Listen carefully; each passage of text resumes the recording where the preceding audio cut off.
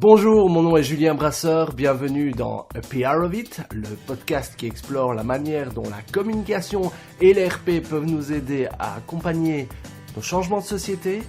Bienvenue dans A PR of It, j'espère que vous serez a part of it. Bonjour, bienvenue dans le deuxième épisode de A PR of It. Cette semaine, on va parler fake news. L'expression fake news est sans aucun doute le buzzword de 2017, et c'est pas pour rien que le tout dernier Belgium PR Summit de novembre dernier y était consacré. Pour en parler, j'ai d'abord reçu Mateusz Kukulka, blogueur, journaliste, professeur à l'ISFSC. Mateusz est également chroniqueur dans l'émission La Semaine Viva sur Vivacité. J'ai également eu le plaisir d'interviewer Alain Gerlache, journaliste spécialiste du monde politique et des médias, ainsi que Nicolas van der Bist, chercheur à l'UCL sur les crises de réputation des organisations sur les réseaux sociaux. On commence tout de suite avec l'interview de Mateusz Kukulka.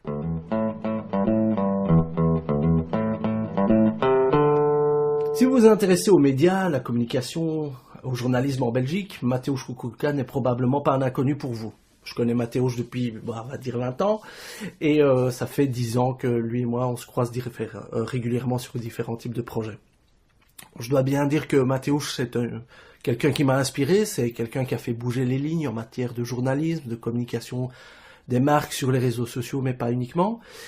Et donc, je suis très heureux de le recevoir dans ce podcast, et étant donné qu'il a été une des premières personnes à qui j'en ai parlé, qu'il est le premier invité de ce podcast, je vais le déclarer officiellement parrain de l'émission. Encore une fois, merci Mateusz. L'interview de Mateusz s'est déroulée en 2 temps, à cause, il est vrai, d'une erreur de débutant pour ma part.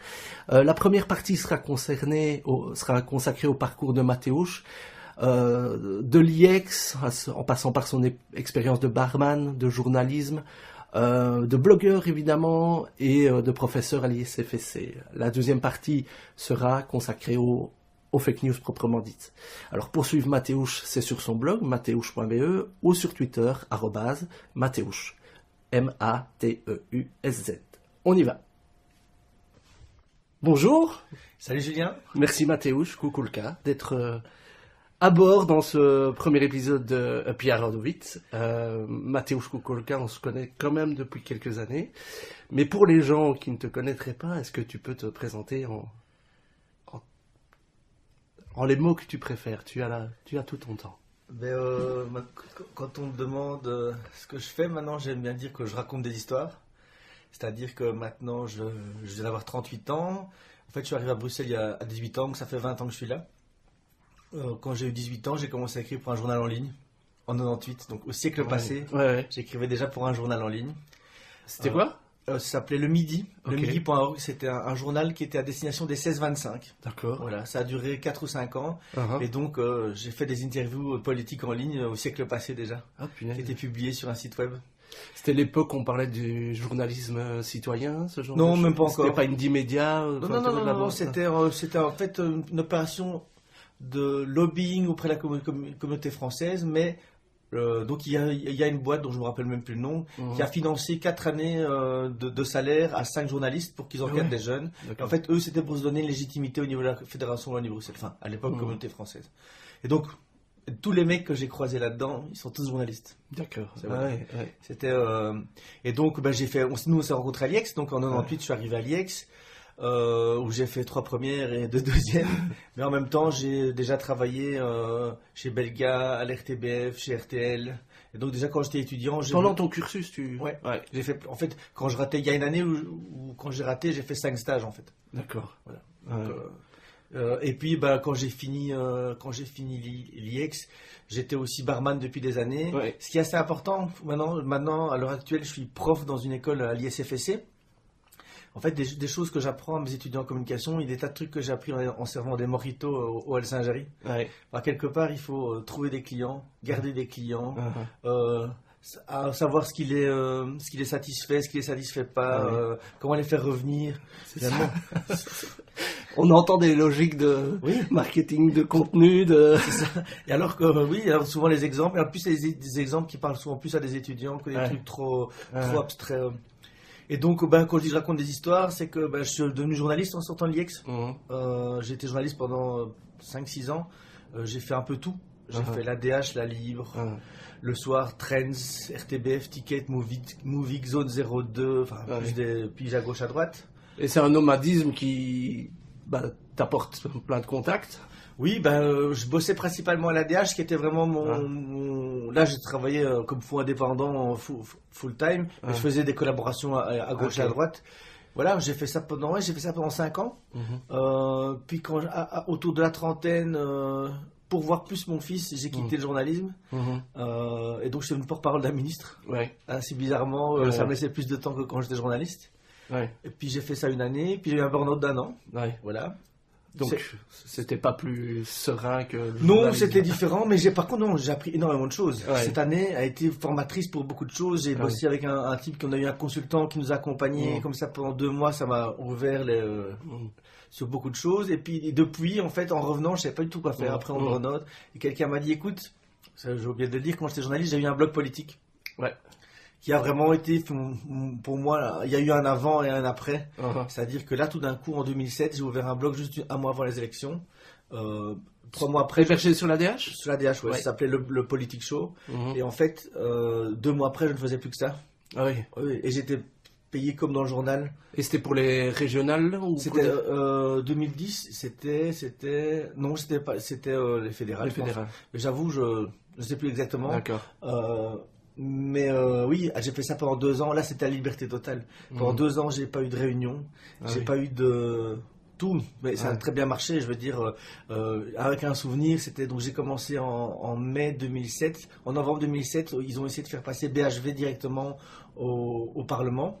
Je suis arrivé vers 2 heures de l'après-midi. J'ai lancé un Cover It Live. C'est un outil que tout le monde utilise. À l'époque, personne n'utilisait. C'est Damien Van Acteur qui m'en avait parlé. Et donc, moi, j'ai fait ça. J'ai fait un Cover It Live de 2 heures de l'après-midi. Donc, un Cover It Live, c'est un live blogging, une plateforme de live blogging permettant de... Voilà, donc ça permettait de l'embed, comme on dit, de le mettre directement dans le blog. Comme ça, les gens pouvaient... Et c'était un outil de chat, en fait. Et j'ai fait ça de 2 heures de l'après-midi à 2 heures du matin. Et donc, il y a eu des gens... Enfin, à l'époque, l'ADH faisait 80 000 visites uniques par jour. Bon, ce qui est, pour maintenant, en 2017, c'est ridicule, mais à l'époque, c'était beaucoup. Moi, j'ai fait plus de 30 000 visites uniques sur mon blog. Donc voilà, ça a été... Et quelle leçon tu retiens un peu de ça ? C'est que en capturant la bonne audience avec le bon contenu... Tu crées facilement un intérêt. Surtout BHV, c'était un truc critique. Donc voilà. Bon, maintenant, des Cover It Live, il y en a pour tout et pour n'importe quoi. Donc, ça peut-être moins, mais à l'époque, c'était pas très connu. Et finalement, donc, on donnait aux gens la possibilité de parler. Et surtout, je répondais à un maximum de gens. C'était pas juste, des commentaires qu'on laisse où les gens peuvent partir un peu dans tous les sens. Là, l'idée, c'est que je répondais aux gens, j'expliquais ce que je voyais, je renvoyais vers des contenus du journal et d'autres choses. Il y avait des invités parfois ? Parce qu'on voit aussi parfois sur des sessions live sur des médias. Mais moi, je l'ai fait aussi pas mal pendant une autre campagne avec les hommes politiques. Mais ça, c'est un peu du bullshit, en fait. Parce qu'en gros, ça dure 1 heure. En fait, 1 heure, c'est pas assez. 1 heure, tu réponds à quelques questions. Les gens arrivent plein de choses. Finalement, c'est un détail parmi toute la communication. Et eux voient ça comme de la communication. Ils répondent un peu ce qu'ils veulent. Moi, je trouve qu'un homme politique, il faut vraiment un peu le secouer, et c'est pas dans des exercices pareils que tu arrives à le faire. D'accord. Donc, tu as 30 ans plus ou moins à cette époque-là. C'est ça, oui. Et tu as fait de la communication politique. Et en fait, quand je reviens après mon burn-out, je savais pas quoi faire du tout. Parce que je venais travailler en politique, et donc revenir vers le journalisme tout de suite, c'était pas tout à fait ça. Et en fait, je suis allé au Beta Cowork. Voilà. Ramon venait d'ouvrir le Beta Cowork. Le Beta Cowork, c'est une des plus grandes communautés de coworking ici à Bruxelles et en Belgique, et assez connue même à l'international, puisque Ramon Suarez, qui a créé le Beta Cowork, a vraiment, lui, porté la bonne parole du coworking dans plein de conférences au niveau mondial. Et il m'a dit, écoute, viens en Beta, tu vas trouver ici, le coworking, c'est de toute façon mieux pour trouver des idées que rester tout seul chez soi. Donc je suis venu, au début je venais. Donc j'ai plus d'ailleurs aidé au départ au lancement du Beta Cowork que travailler pour moi, ce qui n'était pas plus mal, ça me permettait de pas réfléchir à grand chose. Et puis en fait, ce qui s'est passé, c'est que les gens m'ont trouvé du travail. C'est ça. Genre, tiens, ce que tu faisais pour ton blog à l'époque, moi je veux que tu le fasses pour moi, parce que voilà, les blogs, il faut les développer. Moi, je sais pas comment on fait. Et donc j'ai commencé à faire du copy. C'est ça. J'ai commencé à faire de la strat. J'ai commencé à accompagner des gens. J'ai commencé à accompagner des startups qui voulaient se lancer, qui avaient besoin de... Donc en fait, j'ai fait du community management, de la stratégie, des RP aussi à un moment, parce que finalement, quand tu développes sur les réseaux sociaux... Ouais, on peut y revenir. Moi, je suis convaincu que les réseaux sociaux, c'est une forme de RP. Voilà, et donc oui, en fait, j'ai pas un job. J'ai des jobs là, à l'heure actuelle. Je suis prof à l'ISFSC, je donne des formations via IX Academy, je donne des formations via un peu n'importe qui, mais via moi-même.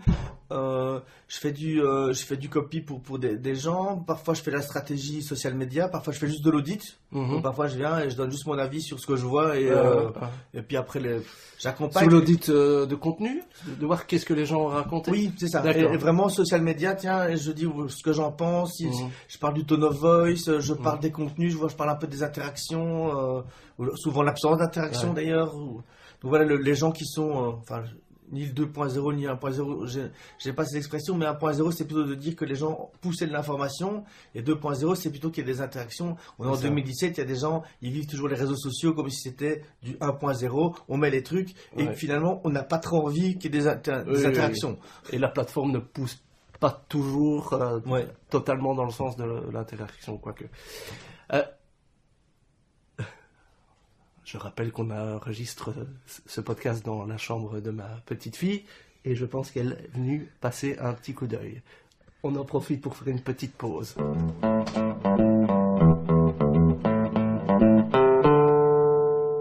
Pour avoir été récemment confronté à un phénomène d'attaque de la réputation de mes clients via des propos diffamatoires, je peux vous assurer qu'en tant que consultant RP, on appréhende ce genre de situation. Au final, je pense qu'on a pu bien s'en sortir et je vois deux facteurs qui peuvent avoir aidé. D'une part, être identifié comme un interlocuteur crédible auprès des journalistes qui suivent le client et son secteur. Et je pense que cela passe par le fait de diffuser régulièrement de l'information de qualité, vérifiable, vérifiée, mais également être disponible pour les journalistes quand ils ont des questions un peu plus délicates à vous poser. Dans le même ordre d'esprit, je pense que avoir une chouette relation avec une communauté sur Facebook et là encore partager du contenu de qualité, être disponible en cas de problème, de pouvoir faire preuve de transparence. Je pense que c'est des éléments qui peuvent réellement vous aider à sortir d'un mauvais pas. Comme dans toute crise, c'est l'élément de préparation qui prédomine et donc le fait de créer un contexte favorable vous permet de limiter les dégâts en cas d'attaque. Ici, particulièrement, c'était assez intéressant de voir que sur les réseaux sociaux, les fans de la page prenaient la défense du client face aux attaques. Donc, on parle de fake news dans la deuxième partie de l'interview de Mateusz Kukulka. On y parle d'une part du rôle des relations interpersonnelles entre communicants et journalistes, mais également d'éducation aux médias et inévitablement du mode de financement de ceux-ci. Voilà Mateusz. Bonjour, et merci de revenir dans cette version 1.1 du podcast Up et Revit. Bon voilà, pour la petite anecdote, Mateusz et moi on s'est vu la semaine dernière et on a eu le plaisir d'avoir une longue conversation dont seulement la moitié a été enregistrée à cause d'une petite erreur de débutant, mais comme le dit Mateusz, c'est le métier qui rentre. En tout cas, merci beaucoup.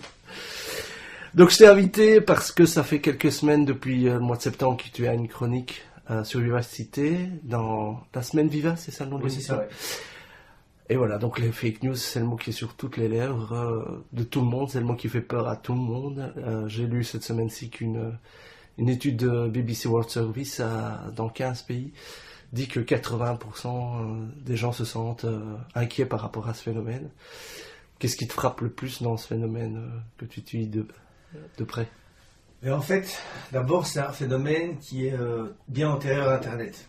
C'est un truc qu'il faudrait bien être clair là-dessus. Il y a cette semaine, dans la semaine Viva, j'en parle. Ouais. J'ai sorti des fake news de 1869, où déjà il y avait, je ne me rappelle plus très bien du texte, mais on nous annonce qu'un tel écrivain serait mort à 4 heures à Marseille. On n'en est pas sûr, on aimerait bien que ce soit démenti. Ça paraît dans un journal, et donc déjà, il y a 130 ans, et en fait, depuis, il y en a eu plein. En fait, les médias ont toujours été émaillés, ce qu'on appelle maintenant de fake news, mais d'erreurs.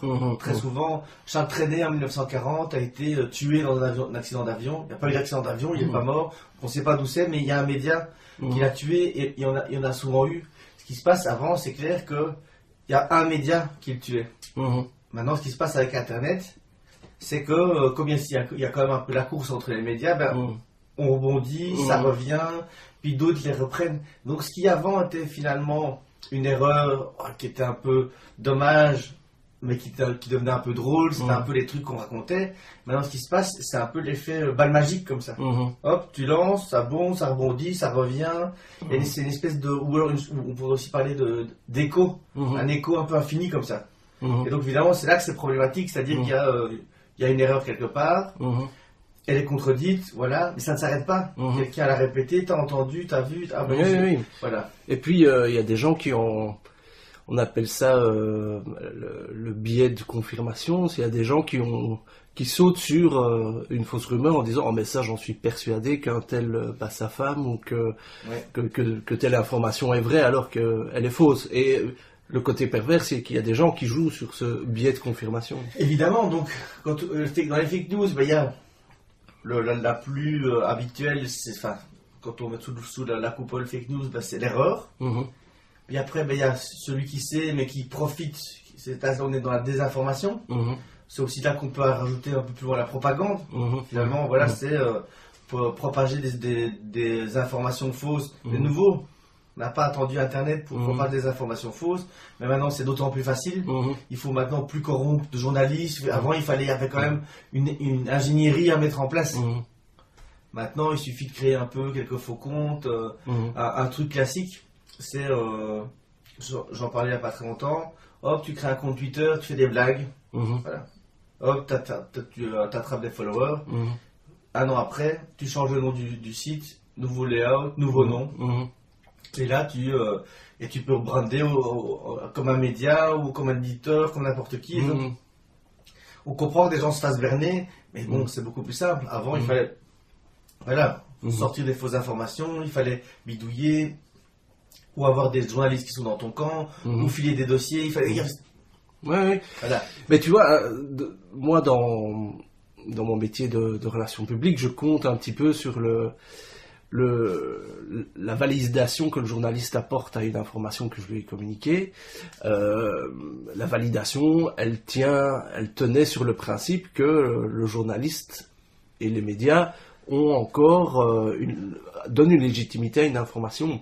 Or, on voit que la crédibilité des médias est en baisse et les fake news ne vont rien arranger à l'affaire. Je me permets de te couper, tu viens de dire la bonne chose. Tu comptes sur des journalistes, mais les médias sont décrédibilisés.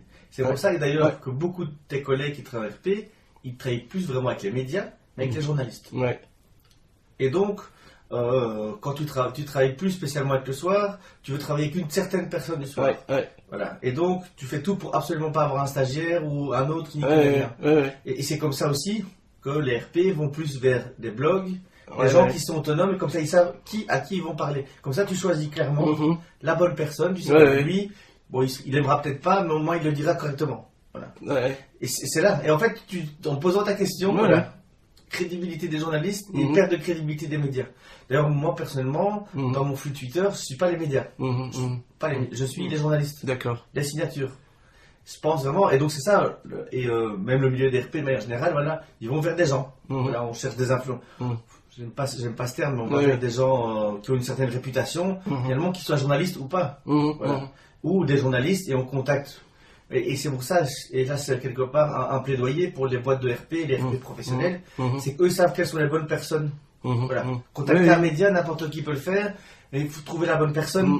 Voilà. Et donc, on a en fait, quelque part, jamais autant besoin de journalistes et dans ton métier autant de RP professionnels qui savent exactement, tiens, tel journaliste, pas tel journaliste. Tel blogueur, donc oui, je pense que ces fake news renforcent encore plus cet état de fait.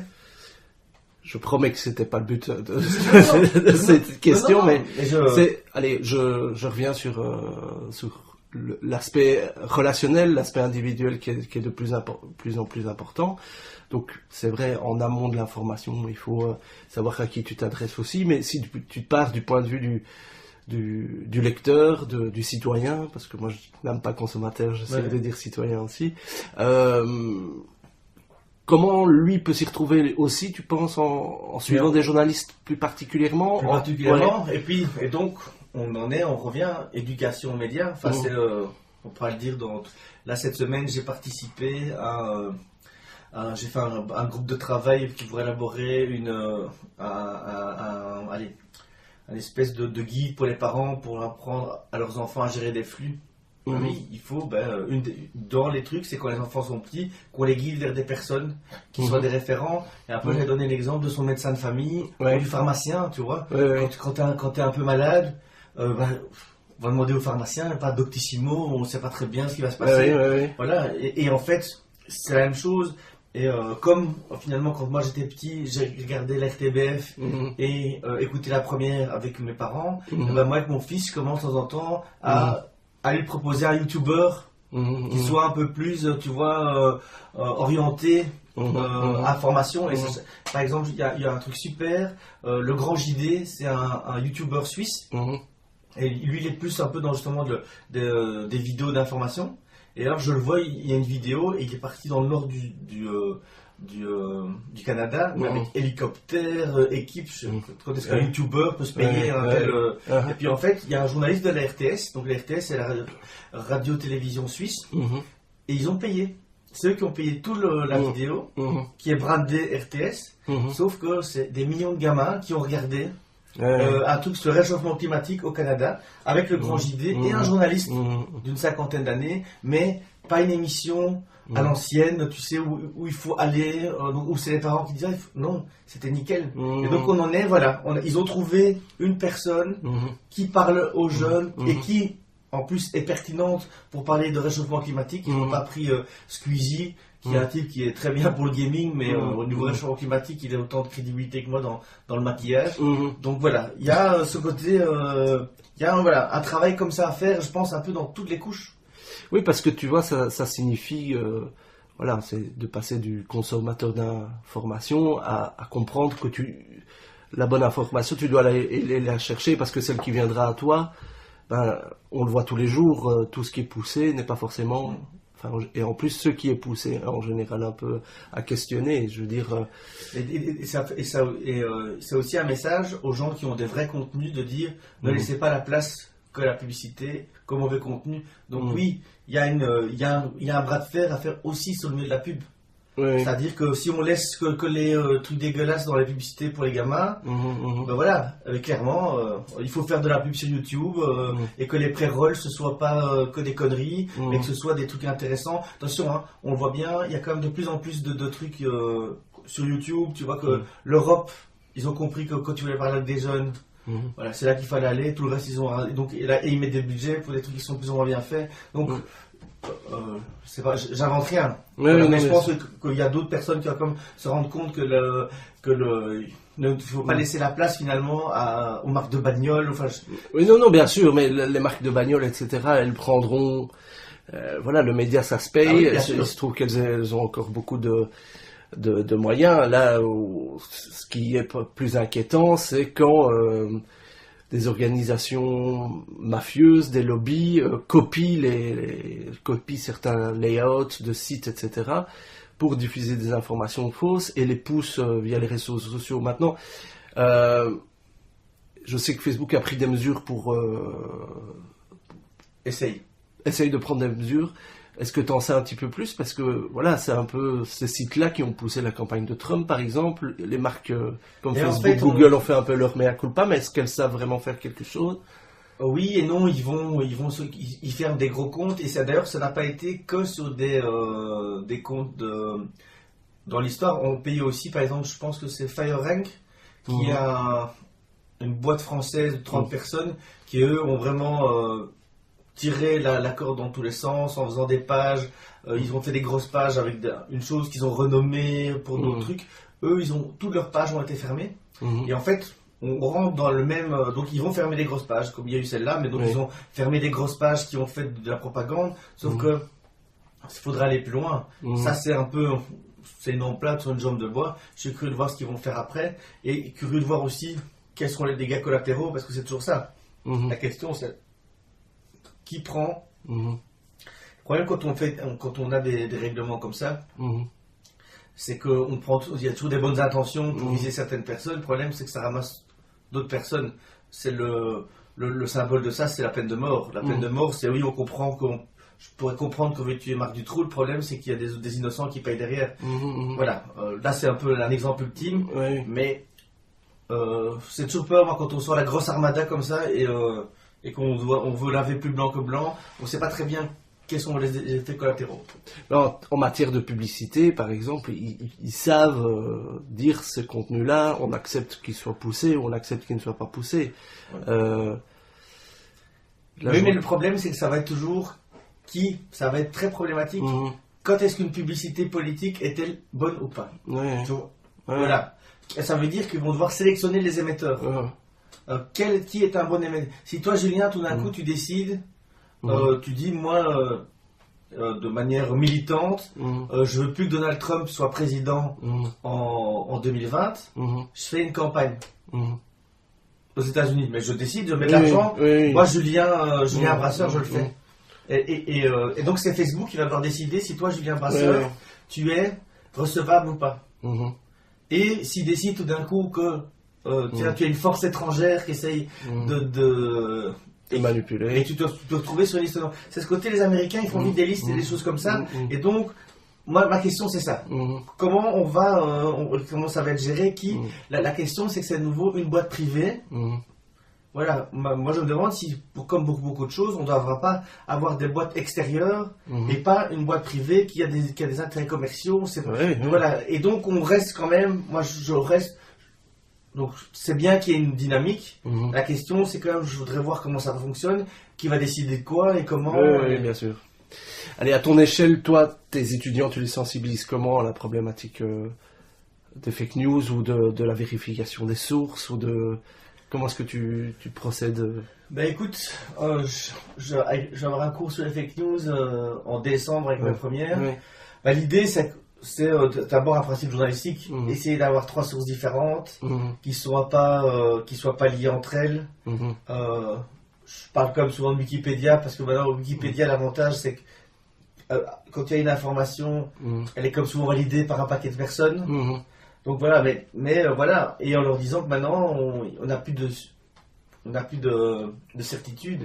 Et en fait, je pense aussi, on a vécu avec beaucoup de certitude pendant très longtemps. Je pense pour moi que les religions étaient une forme de donner des certitudes aux gens. Puis il y a eu la science. Et puis en fait maintenant on arrive à un moment où on sait qu'il n'y a plus de certitude du tout. Et que en fait on est un peu en danger tout le temps. Et on doit vivre avec. Et alors qu'on est les gens, voilà, c'était comme ça. Et pour plein de choses, avant on allait à l'école. Si tu réussis tes études, tu avais un travail. Voilà, c'est comme ça. Maintenant c'est fini, maintenant tu finis tes études, tu as peut-être un travail, et de toute façon si tu as un travail, tu vas devoir étudier toute ta vie parce que tout change tellement vite. Et donc les gens, oui, on est dans une phase d'incertitude. C'est clair que moi chaque fois que j'explique mes trucs sur les fake news, je dis pour se faire attraper moins souvent. Et plus, c'est pas possible parce que il suffit toujours, si maintenant objectivement le JT de France 2 dit un truc, tu dis il y a des mecs qui ont travaillé derrière, puis un autre. Je peux comprendre que les gens se fassent avoir, et moi aussi, il y a certains trucs où je me suis fait avoir une fois, et après voilà, bon, parfois je me rends compte assez vite, parfois il y a des trucs, ça met du temps. Mais oui, mais ça, on en revient toujours à la vigilance et de sélectionner ses sources et d'être très actif par rapport à ça, et c'est toujours un boulot. De mon point de vue, les gens de RP doivent encore, eux, redoubler aussi d'efforts pour pouvoir fournir des informations recoupables, vérifiables. Un des phénomènes qui pourrait rendre ces efforts supplémentaires que les journalistes doivent faire, c'est c'est la pub et les adblockers qui font beaucoup de mal aussi à la presse en ligne, enfin voilà, moins de personnes qui voient les pubs, plus les revenus de la pub diminuent et plus la rentabilité qui est exigée d'eux augmente. Donc tout ça ne favorise pas les standards de qualité que tu émettais. Ouais. Mais oui, mais c'est clair que il y a des gens qui depuis le début ont dit que le revenu publicitaire pour un média n'était pas le bon. Ouais. Ça c'est encore un autre débat. Ah, oui, non mais donc c'est parce que les gens, voilà. Moi je pense qu'il y a quand il y a un petit peu de pub ça va encore, mais moi quand il y en a beaucoup, moi je trouve que de toute façon ça dénature le média tout de suite. Avec, je trouve personnellement, les trucs où on rhabille complètement un site. Ça c'était mon pied, excusez-moi. Où tu rhabilles complètement un site. Où tu as un peu de texte au milieu. Moi j'ai une fois fait un print screen du soir. Ouais. Où tu cherchais le texte dans du truc jaune fluo. Oui. Tu savais pas lire. Je confesse que j'ai déjà participé à ce genre d'opération et que mon client et moi on était très contents. Mais effectivement, ça. Oui, mais sauf que pour le média, tu vois, et donc ce qui veut dire que c'était intéressant au début. Et là, je pense qu'en parlant du rôle des RP, en faisant ça, on détruit son. Voilà, si à force. Le Soir et la Libre, qui sont des quality papers, sont de plus en plus décrédibilisés parce que ça devient des sapins de Noël comme le sont sur la DH et Sud Presse, eh bien, pour vendre au fur et à mesure, c'est pas une bonne idée. Et c'est ça aussi, là, je pense, moi, par exemple, je fais du social media, donc je me positionne aussi comme... je travaille comme journaliste, mais d'un côté, je bosse aussi comme annonceur pour certains de mes clients. Il y a des choses que je refuse de faire. Et pour le client, je dis oui, ça peut marcher. Le problème, c'est que si on voit à moyen ou à long terme, c'est débile de le faire. Et je pense, moi, justement, ces recouvrements de sites, par exemple, c'est un truc à pas faire du tout. Mais non. Enfin, voilà, ça, c'est un avis. Et c'est clair que on voit quand même bien que maintenant, la presse de qualité, c'est une presse payante. Point à la ligne.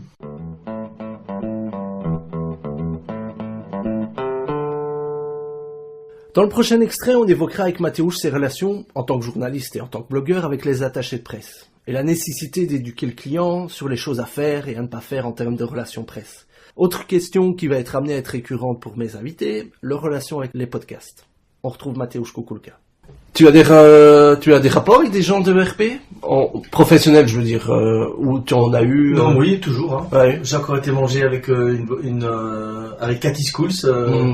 Que je t'invite un jour à entendre ici. Elle est seule, elle travaille comme indépendante et on se voit assez souvent. Qu'est-ce que tu apprécies chez un bon RP? Elle, ce que j'aime bien, c'est que elle prend des projets qu'elle aime bien et donc elle peut finalement porter comme si c'était un peu les siens. Elle connaît très bien les journalistes et donc elle ne vend pas des trucs qui conviennent pas à un journaliste.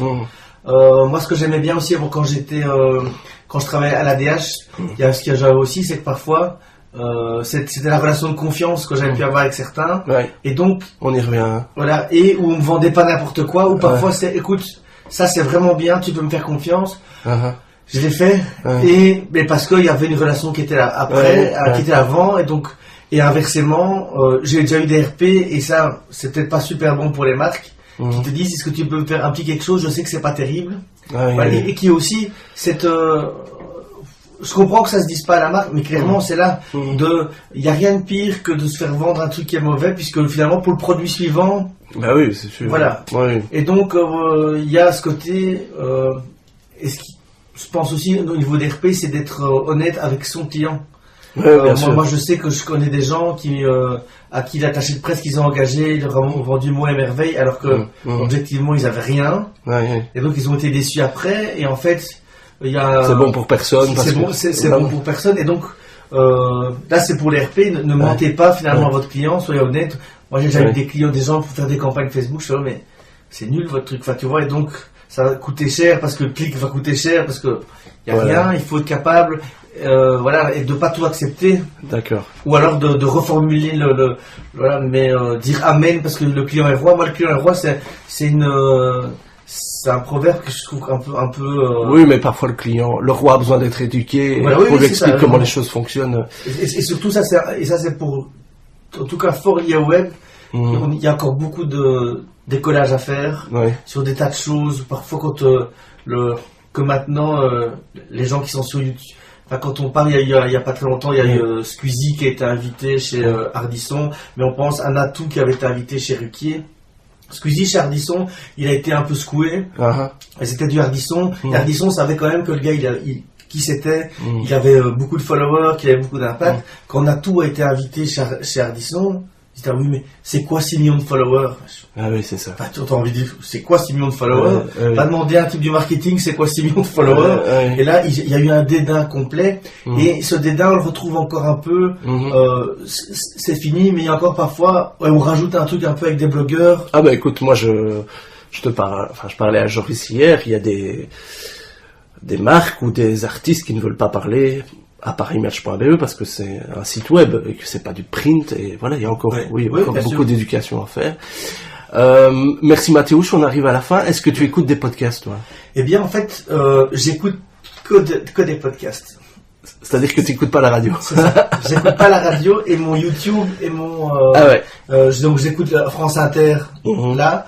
Là, je t'ai parlé d'un podcast qui est Vlan, de Grégory Pouy, qui est un type que moi j'ai suivi depuis des années, parce que c'est un type qui est toujours un peu aware de toutes les nouvelles au niveau des social médias. Mais là, il a lancé un nouveau podcast, il y a déjà quelques mois, mais qui est vraiment qualitatif. Je confirme, 23 minutes sur le marketing au sens large. Qu'est-ce qu'il y a comme autre podcast? Je sèche, mais il y a Fanny Ruet qui travaille sur Pure FM, qui vient de lancer une plateforme qui, c'est quoi? Faut qu'on en parle? J'aime quand tu parles. C'est ça, où il y a des podcasts de Dan Gagnon. D'ailleurs, j'ai souvent écouté les podcasts de Dan Gagnon. Parce que, pour la petite parenthèse, Dan Gagnon, c'est un humoriste qui est québécois, mais qui fait une partie de sa carrière chez nous en Belgique. Et c'était assez intéressant, c'est qu'il faisait des podcasts pour annoncer ses spectacles. Il racontait un petit peu ce qu'il allait faire. Il testait son morceau du spectacle et il faisait une analyse. Et donc, tu avais tout le making-of de son spectacle quasi. Et ça, c'est génial. En teasing. Oui, en teasing. Mais on parle parfois de 1 heure ou 2, on parle de gros podcasts. C'est pas juste je sors mon spectacle, c'est tiens, voilà, je fais ci. Donc, ils discutent. Dan Gagnon, pour ça, il est top. C'est un type qui teste des choses. D'accord. Voilà. Il y a des tas de trucs qu'il a ratés, mais il en a réussi d'autres avec ce qu'il a raté. Donc, oui, c'est intéressant. Et donc, oui, là, je pense que je reviendrai. Ces entretiens d'humoristes sont aussi super. Oui, ils sont très, très chouettes aussi. Mais donc, voilà. Donc, c'est vrai que je podcast beaucoup, mais pas tellement des podcasts dits comme tels. Et si j'écoute souvent ceux que Damien Van Acteur fait. Lui, ça fait des années, il a jamais arrêté, en fait. C'est pas régulier. Et quand il rencontre quelqu'un, ou qu'il a envie de raconter un truc. Donc voilà, pour tous les gens qui sont autour du social media et des médias, Damien Van Acteur aussi, c'est un bon... Voilà, là, on a cité 2-3 personnes qu'on va certainement recevoir ici. Mathéouche, mille merci d'être venu 2 fois. Et à mon avis, tu reviendras encore une autre pour un autre sujet. Avec plaisir. Salut.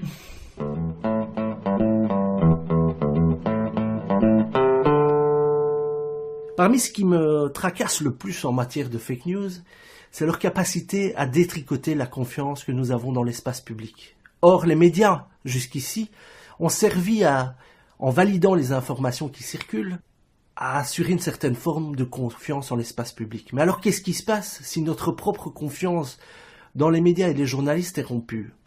C'est la question que j'ai posée à Alain Gerlache et à Nicolas Van der Bist au sortir du dernier Belgian PR Summit qui avait lieu en novembre à Bruxelles.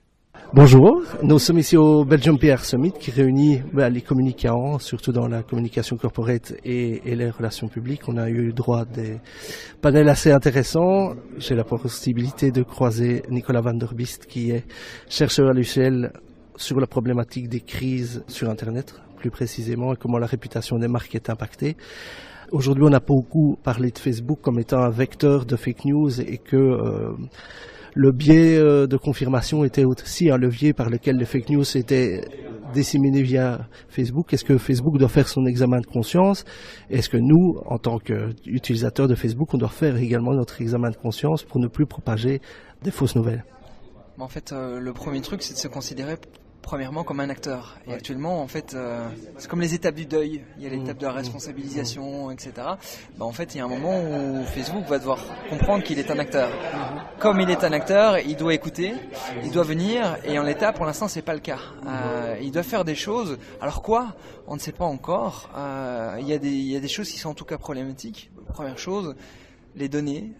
Sur Twitter, on peut voir d'où vient une info, qui la propage et autres. Sur Facebook, quand Facebook nous annonce qu'il y a eu la publicité russe, c'est Facebook qui nous l'annonce.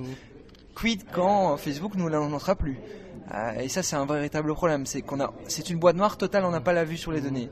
L'autre chose, c'est est-ce que c'est normal qu'on puisse faire de la publicité sur des opinions politiques, dont on sait le côté polarisant qu'il y a, et du coup le côté viral qu'il peut y avoir là derrière. C'est une vraie question. La dernière chose, c'est est-ce que c'est normal que chacun peut publier n'importe quoi sur Facebook du moment qu'il n'y a pas un sein? C'est aussi une question. Et donc, il y a un des 3 points vers lequel Facebook va devoir tendre et pour lequel il va falloir les mettre dans un coin de mur et dire, bon, à un moment, c'est bien sympa, on choisit laquelle des 3. Mais est-ce que pour le moment, il ne prend pas l'argent qu'on lui donne et qu'il ne se pose pas trop de questions éthiques et on est encore loin du retour de balancier dans l'autre sens? Pour le moment, c'est ClubMed. C'est ClubMed. Moi, j'ai l'argent. J'ai pas de responsabilité. D'ailleurs, je suis même pas un média. Moi, je suis juste une plateforme. Et donc, forcément, pour l'instant, c'est farniente. Mais on peut pas rester indéfiniment autour de ça. Et les mesures que Facebook fait, qui sont plutôt des sparadraps sur des plaies ouvertes, ça va pas durer bien longtemps. Mettre un petit label pour dire je pense que cette news est peut-être fausse, ça va pas faire grand-chose au niveau du problème plus global. Donc si on ne peut rien attendre immédiatement de la part de la plateforme qui diffuse ces fake news, reste une régulation externe ou une régulation de la part du citoyen. Est-ce que celle-là, on voit des choses arriver qui vont plus dans ce sens-là ou pas? Les acteurs économiques, ils réfléchissent à une seule chose, c'est produire de l'argent. Et c'est totalement logique et c'est normal que Facebook le fasse comme n'importe qui. Même moi, quand je fais quelque chose, j'espère quand même que je suis payé pour ce pour lequel je bosse. Du coup, c'est logique que Facebook, en l'état, ils n'ont pas envie de bouger.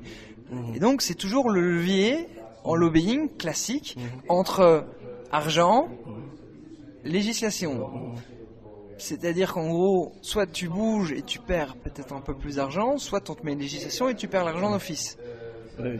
Et c'est vers ce là dans lequel il va falloir tenter. Si vous, tout d'un coup, vous proposez à Facebook, du jour au lendemain, maintenant, pour chaque publicité qui sera envoyée sur ta plateforme, tu dois avoir quelqu'un qui valide à la main. Est-ce que Facebook va être d'accord ? Non. Si on lui dit du jour au lendemain, tous les contenus, tu es responsable, c'est toi qui as validé les contenus, et si jamais on te fait RFA, tu dois en 8 heures répondre, etc. Est-ce que Facebook va être content ? Non. Ils doivent embaucher des gens. Donc à un moment, Facebook, acculé par rapport à une législation qui peut lui coûter beaucoup d'argent, va peut-être se dire, mais c'est peut-être intéressant de venir au débat, c'est peut-être intéressant d'être un acteur, et c'est peut-être intéressant de ne pas faire un second portrait d'Edvard Munch, le cri, en se bouchant les oreilles et en criant fort. Non, à un moment, c'est ce jeu-là qui va devoir s'opérer.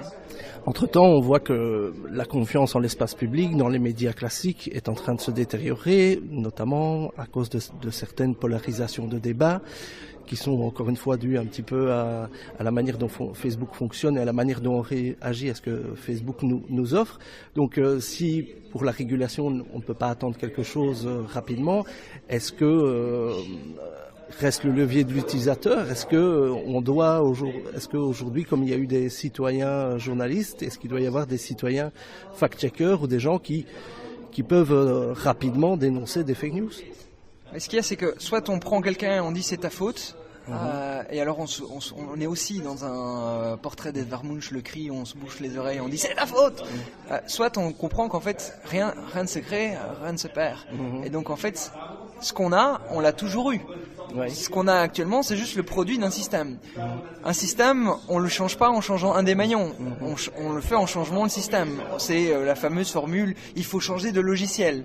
En fait, si on dit c'est Facebook, si on dit c'est le citoyen, si on dit c'est le média, on arrive à une réunion de la Commission européenne où chacun veut dire c'est sa faute, etc. Pourquoi ? Parce qu'à la fin, ils veulent tous avoir les budgets. Non, la réponse, elle sera uniquement systémique, c'est-à-dire en gros tous les acteurs à tous les niveaux, sur tous les trucs et on met le paquet. Ça ne sert à rien de dire c'est Facebook, ça ne sert à rien de dire c'est Twitter ou ça ne sert à rien de dire c'est la faute aux médias. C'est un peu la faute à tout le monde.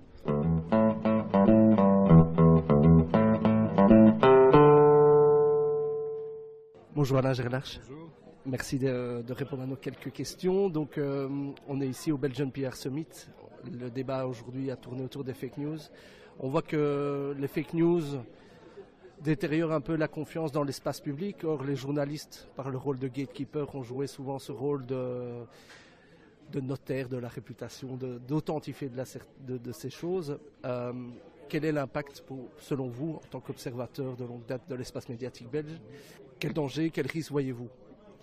Alors, il faut savoir qu'il y a une sorte de spirale descendante, en fait, parce que je crois que le succès des fake news est aussi lié à une certaine décrédibilisation des médias qui préexistaient. Mais évidemment, ça continue à les renforcer parce que on a l'impression que plus rien n'est crédible et que tout est un peu vrai, un peu faux. Il n'y a plus cette espèce de confiance dans une information de qualité. Je crois que c'est extrêmement préjudiciable pour les médias, mais en même temps, c'est aussi préjudiciable au-delà pour toute la société, parce que ça veut dire qu'il y a un morcellement de l'information, de la vision du monde, on mêle le vrai, le faux, et finalement, ça contribue, pour faire bref, à une sorte de désagrégation des sociétés. Et comment on pourrait y remédier? Est-ce qu'il faut réenchanter un petit peu la communication, réenchanter la politique, réenchanter l'espace médiatique? Alors, c'est un travail qui sera de très très longue haleine. Je pense qu'il y a d'abord à faire en sorte que les diffuseurs de contenu, quels qu'ils soient, y compris les réseaux sociaux, soient davantage impliqués dans la responsabilité de ce qu'ils diffusent. N'importe quel journal peut être poursuivi pour une information erronée. Là, à partir du moment où il y a des informations qui sont fabriquées pour intoxiquer, déformer, manipuler, etc., et qu'on dit désolé, c'est pas nous, il y a un problème. Et je pense aussi qu'il faut faire en sorte que, notamment par l'éducation, les gens soient davantage formés à mieux discerner la réalité, etc. Mais ça, c'est le pari de l'éducation et c'est un pari qui n'est jamais totalement réussi. Je crois aussi que les médias doivent plus que jamais être ceux qui sont finalement les défenseurs d'une information de qualité. Ça veut dire de meilleurs journalistes, mieux formés aux réalités technologiques, par exemple, ce qui est un peu le bas qui blesse actuellement dès qu'il s'agit d'informations qui circulent sur les réseaux sociaux, davantage d'investigation. Le gros problème, c'est que ça demande aussi des moyens financiers, et on sait que les moyens financiers des médias sont très restreints actuellement. Dans ce sens-là, est-ce qu'il n'y a pas un écosystème un peu plus sain à créer entre les annonceurs, les communicants et les espaces médiatiques, et une meilleure coordination, se parler plus pour inventer aussi des nouveaux formats qui sont peut-être plus intéressants? Et voilà, aujourd'hui on est à une conférence sur les pierres. Est-ce que ce genre d'initiative est pas un petit peu plus... Est-ce qu'on ne peut pas aller plus loin dans ce genre de coordination pour créer quelque chose de plus sain pour tout le monde? Il faut savoir que les fake news, c'est toxique pour tout le monde. Oui. C'est toxique pour les institutions démocratiques, c'est toxique pour les médias, c'est toxique pour les gens qui font de la com aussi. Ils auraient peut-être de temps en temps envie de les utiliser à leur petite échelle, c'est toxique pour eux.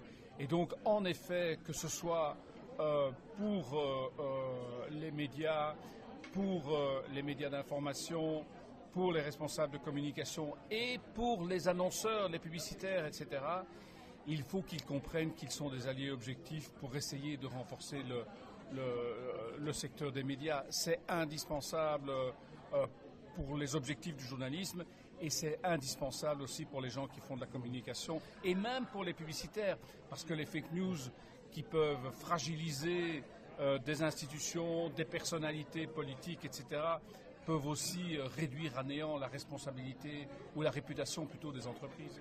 Est-ce qu'un leader d'opinion, ça existe encore aujourd'hui, vous pensez? Alors je pense qu'il y a des leaders d'opinion dans leur environnement et dans leur communauté, mais je me méfie surtout des leaders d'opinion masqués, c'est-à-dire ceux qui ne sont pas reconnus comme tels, pas identifiés et qui peuvent manipuler l'opinion. Vous écoutez des podcasts ? Alors j'écoute évidemment des podcasts. Je pense que le podcast, c'est sans doute un des vecteurs d'avenir de la radio et plus globalement d'une expression qui permet d'accéder à des contenus lorsqu'on est en train de faire autre chose. Ce qui est rare, parce que aller sur Internet, regarder la télévision, ça demande toujours d'être présent.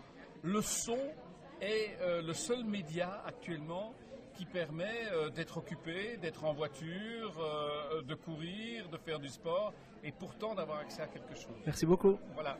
La désinformation, la calomnie, les fake news, en fait, c'est pas vraiment un phénomène nouveau. Le phénomène nouveau, c'est la capacité qu'ont les réseaux sociaux de jouer un rôle de caisse de résonance incroyable aux campagnes de diffamation. Particulièrement lorsque ces campagnes sont menées de manière assez qualitative, ou en tout cas de manière machiavélique, mais surtout aussi qu'elles sont puissamment financées. Alors, on se rend compte que notre écosystème médiatique a changé, et pour qu'il puisse jouer ce rôle qui, à moi, me semble fondamental, ce rôle de garant de la confiance en l'espace public, il va falloir que tous les membres du système, c'est un petit peu ce qu'évoquait Nicolas Van Der Pist, que tous les personnes qui participent à Système en redeviennent acteurs.